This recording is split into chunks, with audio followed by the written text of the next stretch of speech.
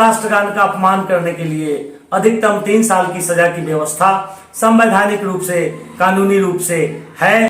नीतीश कुमार मुख्यमंत्री बिहार के खिलाफ राष्ट्रगान के अपमान के लिए मुजफ्फरपुर में एसीजेएम 1 के यहाँ एक वाद हमारे सहयोगी साथी के द्वारा दायर किया गया है। नीतीश कुमार के द्वारा ऐसा किया गया है तो वह चेतन अवस्था में उनके द्वारा ऐसा नहीं किया जा सकता है। स्पष्ट है कि नीतीश कुमार मानसिक रूप से स्वस्थ नहीं है और इन्होंने जानबूझकर ऐसा नहीं किया है। नमस्कार, आप देख रहे हैं अब तक बिहार न्यूज। आज हमारे साथ बड़े अधिवक्ता और राजद के प्रदेश महासचिव डॉक्टर विनोद प्रसाद यादव जी हैं। सर, मुख्यमंत्री नीतीश कुमार ने एक कार्यक्रम के दौरान राष्ट्रगान चल रहा था, उस दौरान प्रधान सचिव को बार बार टोक रहे थे।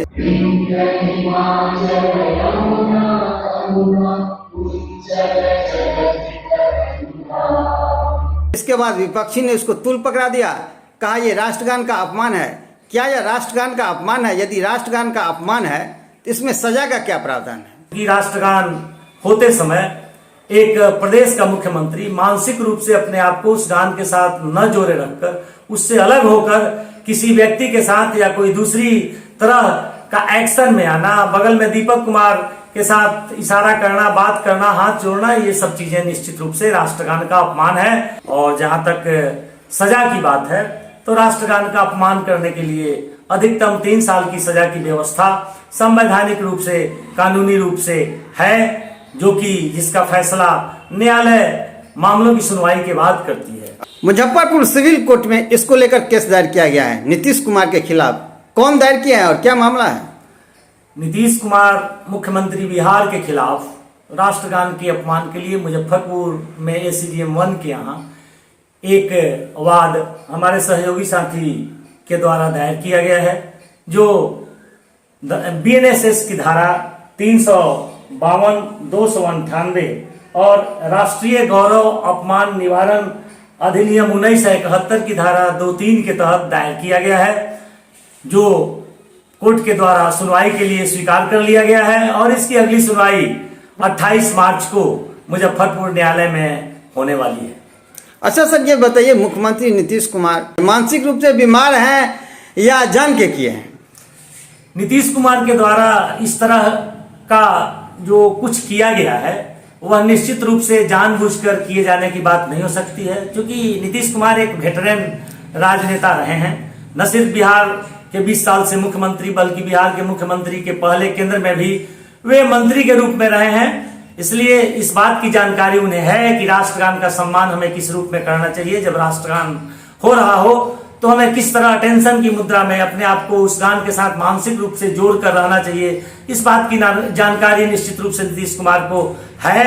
बावजूद इसके अगर नीतीश कुमार के द्वारा ऐसा किया गया है तो वह चेतन अवस्था में उनके द्वारा ऐसा नहीं किया जा सकता है। इस बात की मैं गारंटी कर सकता हूं, क्योंकि संवैधानिक पद पर बैठा हुआ व्यक्ति किसी भी स्थिति में अपने आप को चेतन अवस्था में ऐसा कोई काम नहीं कर सकता है जिसके द्वारा सार्वजनिक तौर पर उसकी निंदा हो सके और उसके प्रतिष्ठा में गिरावट आ सके। लेकिन जो स्थिति है पिछले 1-1.5 वर्षों में जो हम लोग देखते और सुनते आ रहे हैं, उसके आधार पर तो जो घटनाएं हुई हैं, न सिर्फ नेताओं के बयान, बल्कि 30 जनवरी को राष्ट्रपिता गांधी की पुण्यतिथि के अवसर पर उनके द्वारा जो किए गए कृत्य थे ताली बजाने का, या विधानसभा में समय समय पर उनके द्वारा महिलाओं या अन्य तरह के उनके जो बयान, या विधानसभा अध्यक्ष को आदेश देने के, आदेशित करने की मुद्रा में देखे गए मुख्यमंत्री, अभी हाल में जो विधानसभा अध्यक्ष को मोबाइल पर बैन लगाने की स्थिति या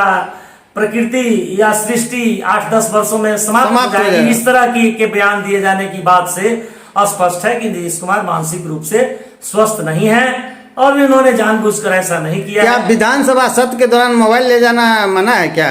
विधानसभा सत्र के द्वारा मोबाइल ले जाना मना नहीं। अगर मना होता, इस पर निषेध है, लेकिन आजकल पेपरलेस वर्क हर जगह हो रहा है। पेपरलेस बैंकिंग से लेकर पेपरलेस वर्क मोबाइल में आपके जो भी चैनल पर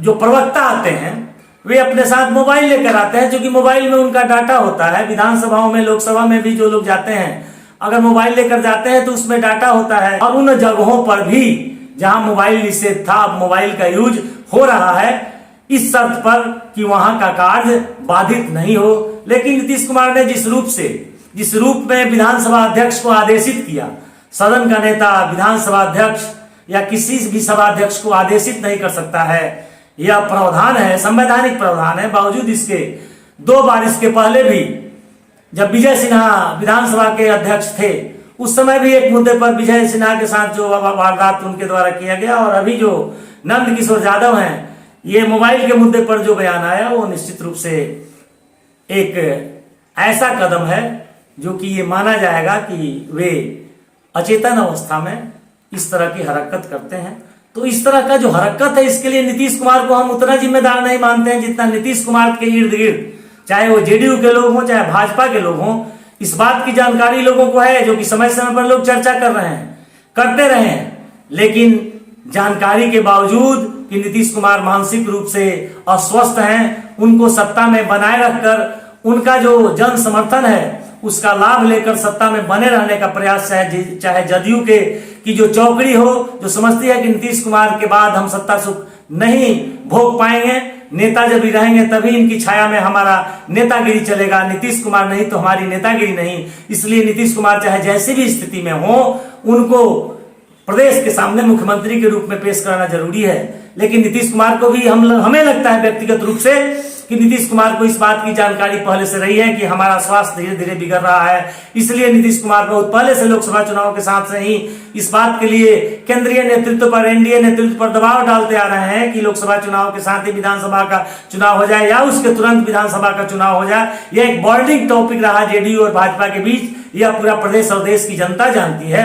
तो इसका कारण हम समझते हैं कि एक ये रहा है कि नीतीश कुमार चाह रहे थे कि मानसिक रूप से ज्यादा स्वस्थ रहते हुए हम चुनाव को कराकर अगले टर्म के लिए अपने आप को सत्ता में हम स्थापित करने की गारंटी कर सकें। और भाजपा ये चाहती थी कि अगर पहले चुनाव हो जाएगा तो नीतीश कुमार को मुख्यमंत्री के पद से हटा पाना मुश्किल होगा, इसको टालकर आगे ले जाना ताकि नीतीश कुमार का स्वास्थ्य और खराब हो जाए। और वैसी स्थिति में हम इनका जो समर्थन है, इनके समर्थकों का सहयोग लेकर चुनाव जीत जाएंगे। लेकिन चुनाव जीतने के बाद जब इन्हें मुख्यमंत्री पद से हटाकर अपने भाजपा नेता को मुख्यमंत्री पद पर लाएंगे तो नीतीश कुमार के समर्थकों को भी लगेगा कि ये तो भाजपा की मजबूरी थी, क्योंकि नीतीश कुमार अब सत्ता में मुख्यमंत्री के रूप में रहने के लायक नहीं थे, इसलिए भाजपा ने इन्हें हटाया और अपने व्यक्ति को मुख्यमंत्री की कुर्सी पर बैठाया है। और जब भाजपा इसमें कामयाब होगी कि जेडीयू के जो नीतीश के समर्थक हैं उनके समर्थकों को अपने साथ जोड़ पाएगी और जोड़ते हुए अपने आप को